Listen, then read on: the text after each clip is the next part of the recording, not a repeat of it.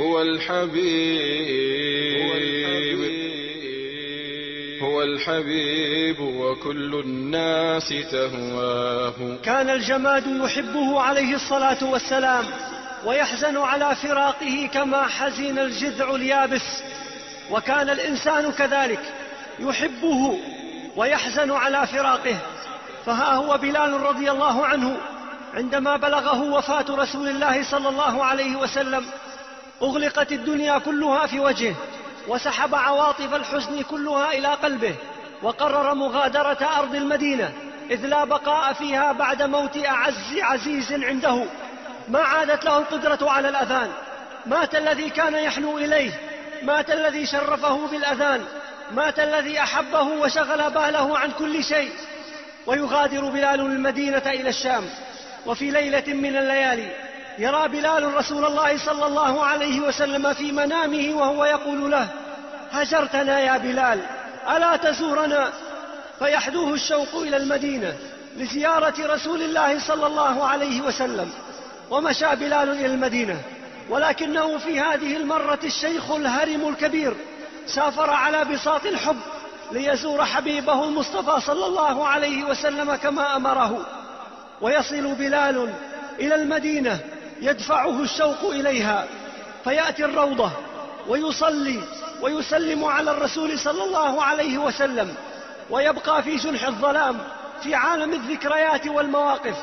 بلال لوحده في المسجد والصحابة نائمون. بقي في هذا الليل يتلمس الحصى، ينظر إلى المحراب، يتذكر حبيبه، يتذكر صوته، مواقفه. لم يزل قلبه يرجف ويخشع مع كل لحظة تأمل وتدبر. وبينما هو في هذه اللحظات يحين وقت الفجر ويتأخر المؤذن لحكمة أرادها الله، فلم يجد بلال بدا من أن يؤذن وقد أنهكه المشيب. لم يعد يطيق الأذان بعد رسول الله صلى الله عليه وسلم، ولكنه واجب البلاغ الآن. فقام بلال لينادي بأذان الفجر، وعاد صاحب الصوت الشجي، عاد العبد الأسود مؤذن رسول الله صلى الله عليه وسلم ليؤذن في لحظة الليل الروحانية أذان الفجر. صعد المنارة وبدأ الأذان، فالتقطت آذان الصحابة هذا الصوت.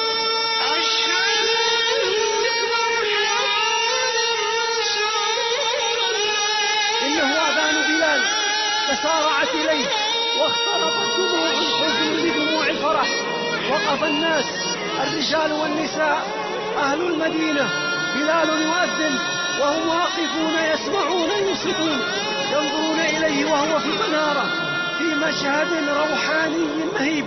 وأتم بلال أذانه، ثم نزل من المنارة فتلقاه إخوانه، فتعانقت أرواحهم وتساقطت دموعهم، وتكرر مشهد الحب والوفاء والإخاء، مشاعر المودة والحب في الله، مشاعر الإيمان والروحانية الصادقة التي بناها في قلوبهم رسول الله صلى الله عليه وسلم. ويصلي معهم بلال ويطالب إخوانه بالبقاء معهم، ويناشدونه أن يبقى مؤذنا في مسجد رسول الله صلى الله عليه وسلم، ولكنه اعتذر منهم إذ لا طاقة له أن يبقى في المدينة بعد وفاة رسول الله صلى الله عليه وسلم، إنما جاء إليها ليجيب دعوة خاصة بأمره عليه الصلاة والسلام. ثم نظر نظراته الأخيرة إلى الأرض الشريفة، إلى المحراب، إلى الحجرة، إلى الروضة، إلى إخوانه، وعاد بعدها الشيخ الكبير الجليل. عاد بلال إلى الشام لتستقبله الملائكة هناك بأمر ربها، ليودع بلال الحبشي الحياة بعد رحلة طويلة، بعد صبر وتقوى، بعد مواقف خالدة ودروس ثابتة. ارتاح بلال من الدنيا ولحق بالرفقة محمد وصحبه، وترك خلفه سجلا حافلا من العبر والحب لمحمد صلى الله عليه وسلم.